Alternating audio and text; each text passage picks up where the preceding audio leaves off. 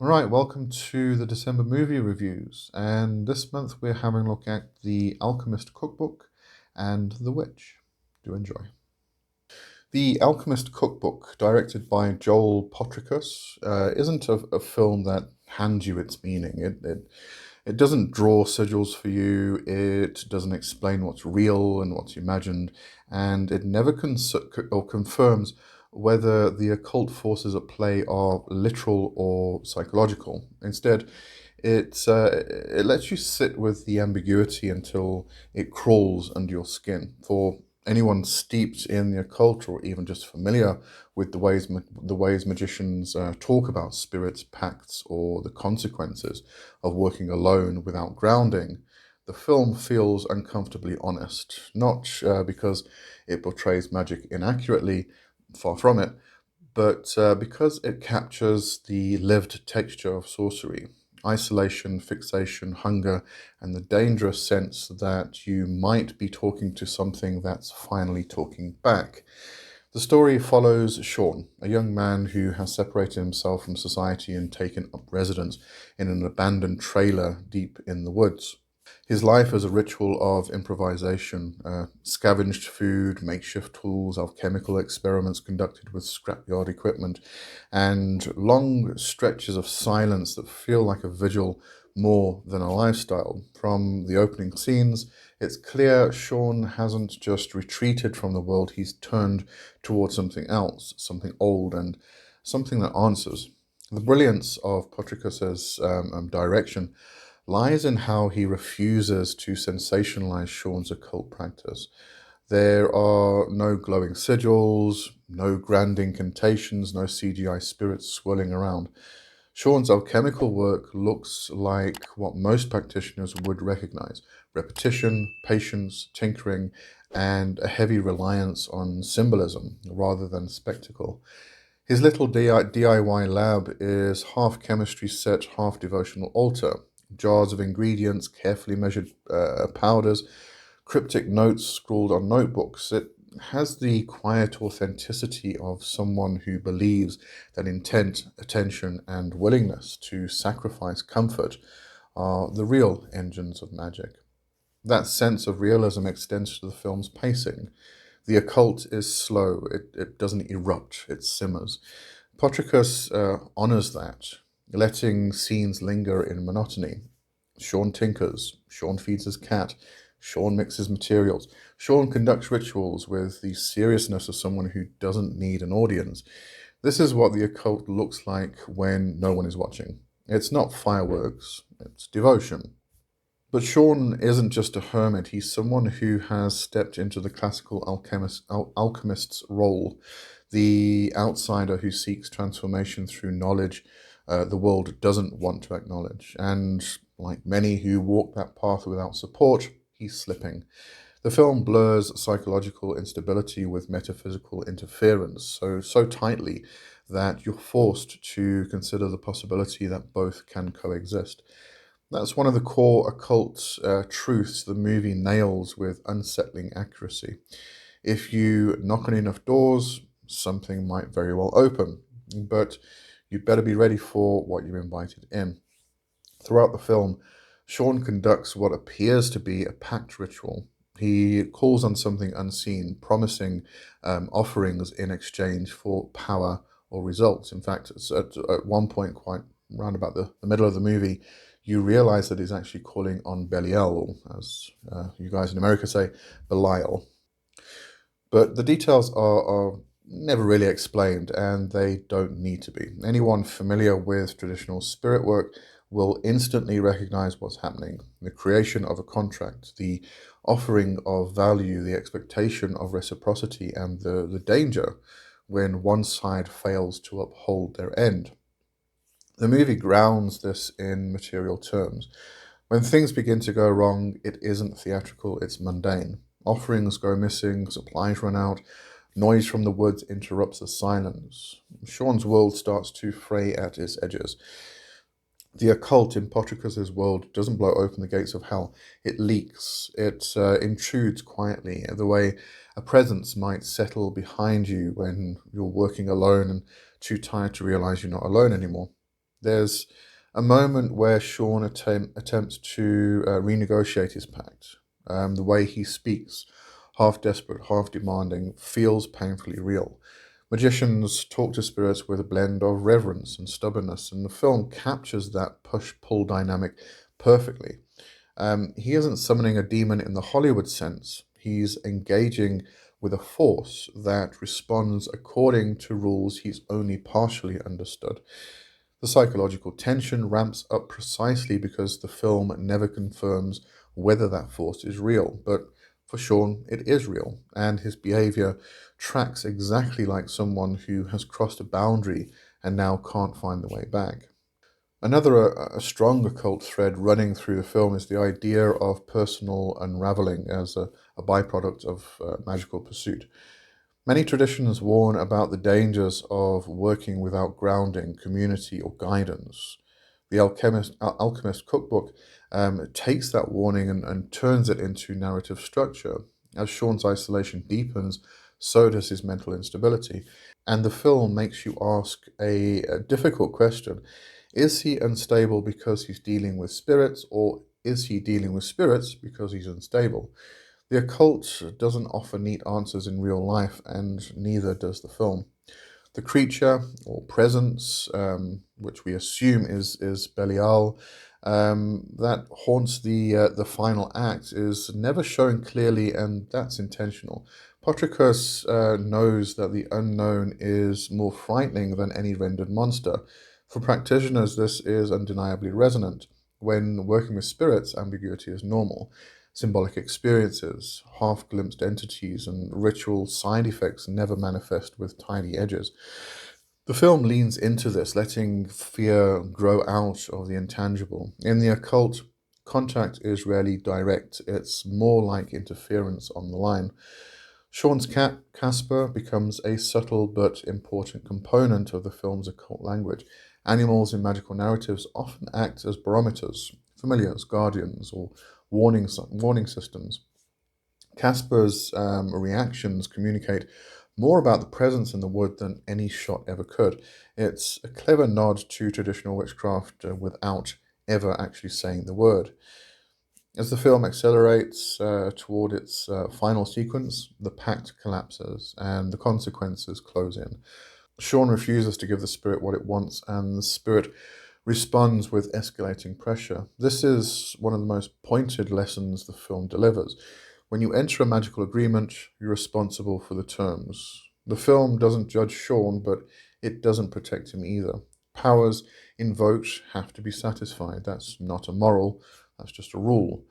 By the time the ending hits, a bleak, ambiguous conclusion that leaves more questions than answers, the film has successfully portrayed occult practice not as dark spectacle, but as a fragile negotiation between mind, environment, and unseen forces. It's not about whether the spirit was real, it's about what happens when you chase transformation without a safety net, without a circle, without clarity.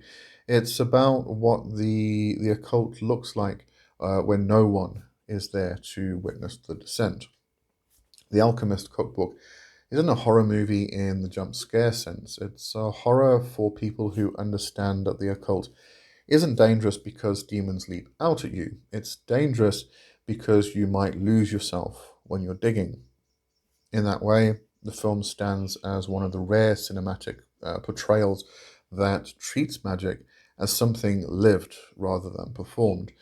It refuses spectacle and chooses honesty. And for those who know the path, that honesty is far more unsettling than any special effect. Robert Eggers' The Witch draws you into the worldview of early 17th century New England, where the forest was alive, the devil walked in familiar shapes, and the boundary between religious devotion and occult dread was razor thin. What makes the film exceptional, particularly for anyone versed in witchcraft or folklore, is its refusal to modernize or sanitize these beliefs. Eggers gives us a world where witches exist exactly as the Puritans feared them, yet he never slips into caricature. The result is a haunting that feels both mythic and uncomfortably plausible. The story follows a Puritan family banished from their settlement over theological disagreements. They establish a small farm on the edge of an endless wood, which is a liminal space that functions almost like a character in its own right. From the start, the film sets the occult tone through atmosphere rather than exposition. This is a world steeped in religious paranoia, and that paranoia has weight.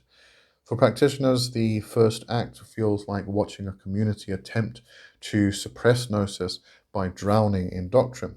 Every prayer doubles as a spell of denial. When the infant Samuel disappears during a game of peekaboo, the film takes its first decisive step into the supernatural. The abduction scene is one of the most important in modern occult cinema, not because of shock value, but because of its ritual accuracy. The witch's hut, her grinding of herbs and fat, the ointments she prepares, this is drawn straight from early modern accounts of witchcraft and sabbatic law. Eggers didn't conjure Hollywood fantasy, he resurrected the imagery presented in trial records. Having said that, the use of the fat of a newborn infant to create a flying ointment is not historically correct. We also see this in The Warlock with Julian Sands. Of course, the trial records were not exactly correct to begin with, mostly based on confessions as a result of torture. However, smearing the body with the ointment, lying with the riding stick, and rising through astral projection, that's pretty accurate. However, the witch doesn't try to validate or debunk witchcraft. Instead, it inhabits the Puritan imagination so completely that the occult becomes an experiential truth. You are meant to feel the forest watching, not from a place of Hollywood spectacle, but through the slow ancestral dread that once shaped entire cultures. As the family begins to fracture under grief and suspicion, the film explores one of the most realistic occult themes: the way fear can become a ritual in itself. The father's pride, the mother's grief, the children's religious terror, each emotion becomes fuel. In many magical traditions, emotion is a gateway state, and the witch shows how quickly a family can perform an unintended working simply by collapsing in on itself. The farm turns into a psychic pressure chamber. Thomasin, the eldest daughter and the film's center, is caught in a limbo that many practitioners recognize: the space between identity imposed and identity emerging. She is accused before she ever acts. In occult symbolism, accusation is often the first invocation. The more the family insists she is the source of their doom, the more the role becomes or begins to form around her. Eggers understands the metaphysics of naming, calling someone a witch long enough, and the current begins to take shape. The twins, Mercy and Jonas, introduce another pivotal occult element through their relationship with Black Phillip, the goat, who quickly becomes a focal point of the family's fear. Goats have long been associated with the devil and sabbatic worship, but here it's used with subtlety. Black Phillip's presence is magnetic. He's both ordinary livestock and symbolic anchor for everything that the family refuses to address. The children chant songs about him granting wishes, and while the film avoids a literal spellcasting sequence, the dynamic mirrors folk magic traditions where children's games conceal powerful invocations. The twins behave as though they have already entered into familiar-like pacts, long before the adults acknowledge the possibility. Eggers uses them to show how porous the boundary is between play, imagination, and magical contact, something any practitioner of spirit work recognizes instantly. Caleb's journey into the forest is another highlight. His encounter with the witch, seductive, youthful, predatory, is lifted directly from European folklore. This figure isn't a misunderstood herbalist, she is the embodiment of fear projected by centuries of religious anxiety. But Eggers is too smart to leave it there. The fatal beauty and glamour she wields show an understanding of how spirits or entities can mask their nature, taking forms that lure rather than terrify. Caleb's possession scene is equally rooted in Puritan accounts. His ecstatic prayer, shifting between agony and rapture, isn't a Hollywood exorcism, it's spiritual overload, the kind that comes from contact with something too potent for his human boundaries.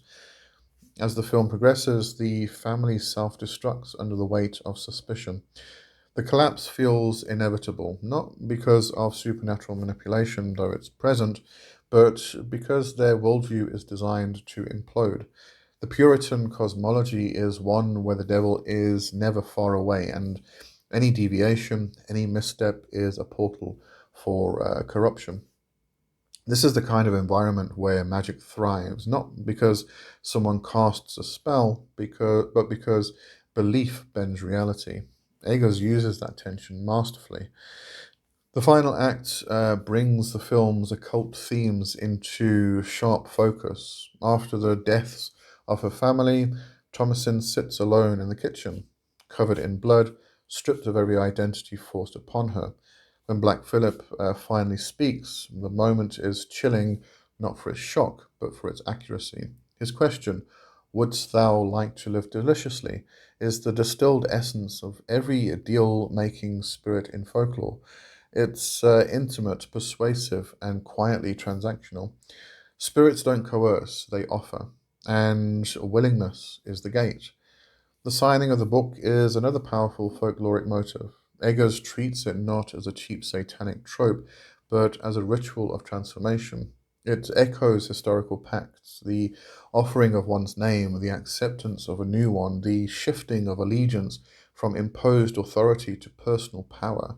The scene is quiet, reverent even, capturing the solemnity of a vow rather than the theatrics of rebellion. When Thomasin joins the witches in the forest, levitating as they chant around the fire, the moment feels earned. It isn't the triumph of evil, it's the emergence of identity. She laughs, not with madness, but with liberation. The film ends not in horror, but in assent.